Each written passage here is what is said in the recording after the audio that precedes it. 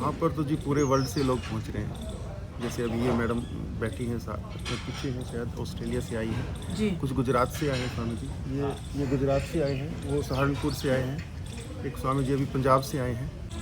11 दिसंबर को आनंद ग्राम गांव सांभली में बड़े धूमधाम से ओशो का जन्मोत्सव मनाया जा रहा है।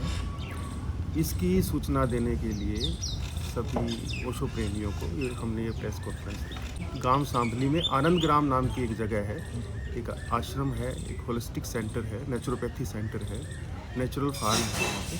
तो वहाँ पर ओशो जन्मोत्सव मनाया जाएगा। क्या कुछ समय रहेगा सर? समय 9:30 से 5:30। बेसिकली वहाँ पर ध्यान होता है, उत्सव होता है और ऐसी कुछ प्रक्रियाएं होती हैं जो मानव चेतना को ऊपर उठाती हैं, मानव चेतना का ऊर्ध्वगमन करती हैं और जिससे व्यक्ति को बहुत ही उत्तम, बहुत ही बेहद, बहुत ही बढ़िया आनंद का एहसास होता है। कहाँ से लोग उसमें शामिल होने पहुँच रहे हैं? कितने लोगों की संख्या लगभग रहने वाली है? वहाँ पर तो जी पूरे वर्ल्ड से लोग पहुँच रहे हैं। जैसे अभी ये मैडम बैठी हैं साथ, अपने पीछे हैं, शायद ऑस्ट्रेलिया से आई हैं। जी। कुछ गुजरात से आए हैं स्वामी जी। ये गुजरात से आए हैं, वो सहारनपुर से आए हैं। एक स्वामी जी अभी पंजाब से आए हैं। जगह से तो 11 दिसंबर को है, तो बहुत से लोग अलग अलग देश के हिस्सों से, विदेश के अलग अलग हिस्सों से आने वाले हैं। उद्देश्य है ध्यान, और ध्यान का उद्देश्य ये है कि आपका आपसे ही परिचय हो जाए, आप कौन हैं ये आपको एहसास हो जाए, ये उद्देश्य है। ध्यान की बहुत सारी पद्धतियां हैं। परिभाषा तो ध्यान की एक है, ऐसी विधि, ऐसी पद्धति जो आपको आपसे ही मिलवा दे। अभी जो भी आपका कोई नाम है, तो आप वास्तव में वो नहीं हैं। अब आप क्या हैं, उसको जानने की कला, उसको जानने की विधि का नाम ध्यान है। क्योंकि ध्यान से चेतना का स्तर कोई भी हो, वो ऊपर उठता ही उठता है, वो कोई भी चेतना। आनंद ग्राम में पहली बार मनाने जा रहे हैं, तो अभी वहाँ पे पहले विदेशियों के लायक सुविधा थी। 2002 से लेकर और अब तक वो सेंटर केवल विदेशियों के लिए खुला था, लेकिन इस साल से मार्च से हमने देशी और विदेशी भारतीय सब लोगों के लिए ओपन किया है। देखिए, ओशो ऐसा नहीं है, ओशो का मतलब ये है, वहाँ पर हम क्या करते हैं, किसी भी तरीके से मन को कम कर देते हैं, मन की शक्ति को कम करते हैं और चेतना की शक्ति को बढ़ा देते हैं। जब चेतना की शक्ति बढ़ती है, तब व्यक्ति स्वयं का अनुभव करता है, और मानव जीवन का उद्देश्य केवल यही है कि वो स्वयं का अनुभव कर ले। हम यहाँ पर कोई धन कमाने, परिवार बसाने या शोहरत पैदा करने इसलिए नहीं आए हैं। हम यहाँ पर आए हैं खुद का अनुभव करने के लिए कि हम हैं कौन। किसी का नाम प्यारे लाल है, वो प्यारे लाल थोड़े ना है, वो तो नाम दे दिया किसी ने। तो हम हैं कौन? तो हम यहाँ पर इसलिए आए हैं, और इसलिए ये सारा आयोजन हो रहा है, इसका अनुभव हो सबको। सर, आपके साथ जो लोग जुड़े हुए हैं वो तो वहाँ पर आ जाएंगे, लेकिन जो लोग अभी जुड़े नहीं हुए हैं, उन लोगों को क्या कहना चाहेंगे कि वो लोग भी आपके साथ शामिल हो उस दिन? देखिए, हर व्यक्ति इस दुनिया में एक ही चीज चाहता है कि वो अधिक सुखी हो जाए। जी। तो जो भी व्यक्ति अपने जीवन में अधिक सुखी होना चाहते हैं, वो आ जाओ। उसका एकमात्र तरीका है ध्यान, और ध्यान और ध्यान, ना कोई दूसरा तरीका कभी था, ना कभी कुछ और हो सकता है। तो ध्यान की बहुत वैज्ञानिक विधियाँ ओशो ने विकसित की हैं। उन वैज्ञानिक विधियों के माध्यम से वो अपने जीवन को अधिक सुखमय बना सकते हैं। मैं अभी बताया जैसे, ये सेंटर 2002 से लेकर और 2024 मार्च तक ये विदेशियों के लिए ही खुला था, और उसके बाद मार्च से लेकर अब तक हमने इसको भारतीय लोगों के लिए भी ओपन किया है। अभी तक यहाँ पर ऐसा कोई देश नहीं है जहाँ से लोग ना आ चुके हों। अब ये भारतीय और विदेशी दोनों तरह के साधकों के लिए ओपन है। अरे तो एक ही प्रक्रिया है जी, व्यक्ति खुद को जान ले और अधिक सुखी हो जाए और ब्लिसफुल लाइफ जिए। किताबें केवल ज्ञान देती हैं, नॉलेज देती हैं, नॉलेज अनुभव नहीं है। तो ऑर्गेनिक फार्मिंग नहीं की जाती। Organic farming, natural farming, Miyawaki Japanese model, multilayer farming, paradoxical agriculture, farming के जितने भी प्रारूप हैं सब वहाँ पर उपलब्ध हैं। इसके अलावा जितने तरह के फल इस इलाके में हो सकते हैं वो सब, जितनी तरह के मसाले हो सकते हैं, जितनी तरह की सब्जियां हो सकती हैं, जितनी तरह की लकड़ी हो सकती है, सब वहाँ पे। कि आज के समय में सबसे ज़्यादा जिस चीज़ की ज़रूरत है वो है ध्यान।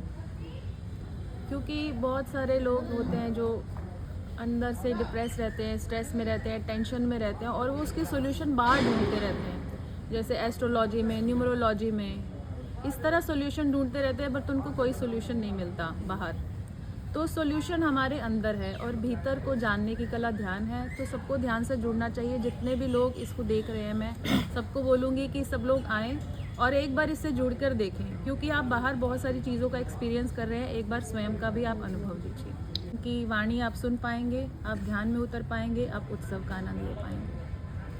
मेरा नाम स्वामी ज्ञान ओजस है और मैं काफ़ी समय से ओशो के साथ जुड़ा हुआ हूँ। ओशो में जो ये ध्यान की बात कर रहे हैं हम लोग, ध्यान के बारे में ओशो ने सिंपली जो सनातन से बहुत सारे ध्यान हैं उनको उजागर किए, और ध्यान हमारी ज़िंदगी में क्या क्या परिवर्तन लाता है ये भी लोगों को नहीं पता। उसके बारे में ही मेन है कि हम अपने साथ, अपने जैसे स्वामी जी ने बोला कि हम अपने साथ जुड़ते हैं, तो ध्यान बहुत कॉम्प्लिकेटेड है।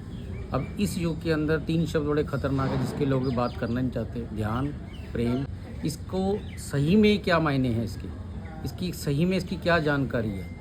हम लोग इन तीनों शब्दों से बहुत डरते हैं, आंखें बंद करके 5 मिनट बैठते हैं, हम बड़ा डरते हैं इस चीज़ से। लेकिन रियलिटी में ध्यान को उन्होंने 110 तरह की, 115 तरह की विधियाँ दिखाई हैं हर आदमी के लिए। जो ओशो ने ध्यान को ओपन किया है, वो हमारा मेन मकसद है कि ओशो ने जो पुरानी पत्तियों को ओपन करके हमें जो उसके ऊपर से मिट्टी हटा के हमें बताया, तो वो लोगों तक पहुँचे। और ध्यान बहुत अच्छी विधि है। ध्यान के बारे में हम सुनते तो हैं लेकिन उससे डरते बहुत हैं, लेकिन ध्यान को बहुत इजी वे में जो ओशो ने हम सबको बताया है, वही लोगों तक पहुंचाने का हमारा कोशिश। ओशो की अष्टावक्र महागीता पढ़ो, ओशो की गीता पढ़ो, जितने भी ये लोगों को पता ही नहीं है। ओशो ने जिस बारे में हम लोगों को जानते हैं वो तो बहुत थोड़ा बोले हैं। 30 साल उन्होंने जो बोला उस तक पहुँचे ही नहीं हम लोग। ओशो की गीता पढ़ के देखो तो ओशो की गीता की जो टिप्पणीज़ हैं हज़ारों लोगों ने दी है। जब ओशो की गीता पढ़ोगे तो आपको लगेगा कि इसके अलावा साइड पे हम जा ही नहीं। या please tell me ma'am. Well, to sum it up shortly, before I came to Anangram, I felt happy with life, but I feel that there was a lot missing inside of me and I didn't really know what. And I had done some meditations, but more the generic kind that were like sitting still and breathing. But I found when I came to Anangram, the second I got there, I felt a sense of peace. And then Raman, he showed me some Osho techniques, and I feel that I just found love within myself that I had been missing my whole life, that I thought I needed to seek within other people or external things. So it taught me to come back to my true nature, and now I feel that I see life in a different light, and I no longer feel that I'm suffering, and that I can just see the beauty within everything, because the Western culture, I think, is missing a lot of love, and we're kind of conditioned to, I suppose, just be focused on the external things outside of us, that we kind of miss what's inside. So this is what Anangram helped me with, connecting back in here. Yeah. ऐसे लोग निराश ना हों, ऐसे लोग दवाइयाँ खा ना पड़े रहे, ध्यान करें। ध्यान उपाय है, और हम डिप्रेशन वालों को बहुत इज्जत देते हैं क्योंकि बहुत इंटेलिजेंट लोगों को ही डिप्रेशन होता है। तो ऐसे लोगों के लिए ध्यान परम कल्याणकारी है, योग परम कल्याणकारी है। वो लोग आ सकते हैं और अपने जीवन को अधिक सुखमय बना सकते हैं। किसी को कुछ पूछना है, हर एक की ना मन की अवस्था अलग अलग होती है और हर एक को अलग निकालने का अलग अलग तरीका होता है। जो आपको वहाँ सब कुछ ही मिलेगा। एक तो वहाँ पे वातावरण बहुत अच्छा होगा, 10-15 एकड़ में है, खुली हवा है, सारा कुछ। मैं तो अक्सर जाती रहती हूँ, आप आओगे, जुड़ोगे, आपको अच्छा लगेगा। और करनाल के बहुत पास है, इतना दूर नहीं, हमें ऋषिकेश जाना पड़ रहा है, हमें गोवा जाना पड़ रहा है। जाओ, दिन बिताओ, आओ। और वहाँ पे मेडिटेशन जो होती है ना, बड़े अच्छे तरीके से होता है। ऐसा